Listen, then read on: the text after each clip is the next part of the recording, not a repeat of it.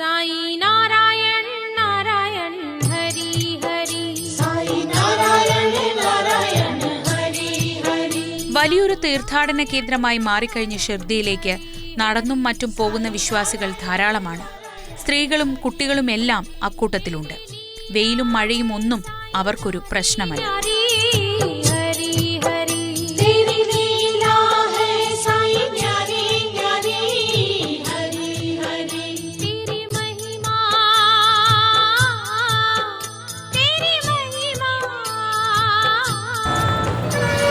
മഹാരാഷ്ട്രയിലെ മാത്രമല്ല, ഇന്ത്യയിലെ തന്നെ ഏറ്റവും പ്രധാനപ്പെട്ട തീർത്ഥാടന കേന്ദ്രങ്ങളുടെ പേരെടുത്താൽ അതിൽ ഷിർദിയുമുണ്ടാകും.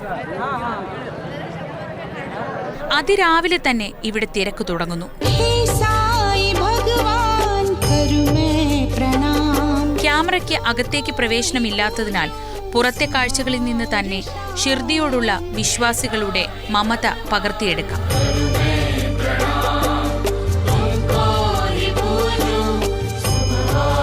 സായിബാബയുടെ ജനനം, ജനനോദ്ദേശ്യം തുടങ്ങിയ പല കാര്യങ്ങളിലും പല അഭിപ്രായങ്ങളും വിശ്വാസങ്ങളും ഇന്നും നിലനിൽക്കുന്നുണ്ട്. പല കഥകളും തീർത്തും നിഗൂഢമായി തന്നെ നിലനിൽക്കുകയാണ് ഇന്ന്. അകത്തെ ഷിർദി ക്ഷേത്രത്തിലേക്കും സമാധിയിലേക്കും കയ്യിൽ ചുവപ്പും വെളുപ്പും നിറങ്ങൾ കലർന്ന പനിനീർ പൂവുകളുടെ ചെണ്ടുകളുമായാണ് വിശ്വാസികൾ വരി നിൽക്കുന്നത്. പൂച്ചെണ്ടുകൾ വിൽക്കാനും ധാരാളം പേർ ഇവിടെയുണ്ട്. പൂച്ചെണ്ടുകളില്ലാതെ സായിയുടെ അനുഗ്രഹം തേടുന്നവർ ഇല്ല എന്ന് തന്നെ പറയാം.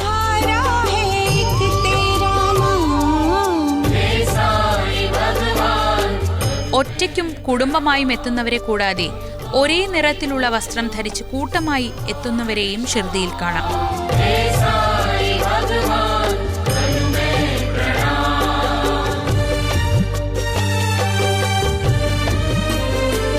വെളിയിൽ നിന്ന് കാണാനാകുന്ന ഷിർദി ക്ഷേത്രത്തിന്റെ ഏക ഭാഗം ഈ സ്വർണ്ണമകുടം മാത്രമാണ്.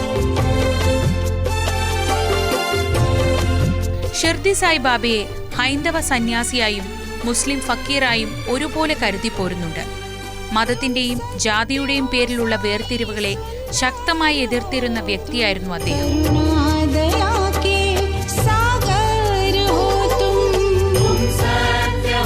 ദ്വാരകാമയി എന്നു പേരിട്ട തന്റെ പ്രാർത്ഥനാലയത്തിൽ ഹൈന്ദവ രീതിയിലും ഇസ്ലാം രീതിയിലുമുള്ള പ്രാർത്ഥനകൾ അദ്ദേഹം നടത്തിയിരുന്നു. ഷിർദി സായിബാബയുടെ സമാധി സ്ഥിതി ചെയ്യുന്നതും ഇവിടെയാണ്.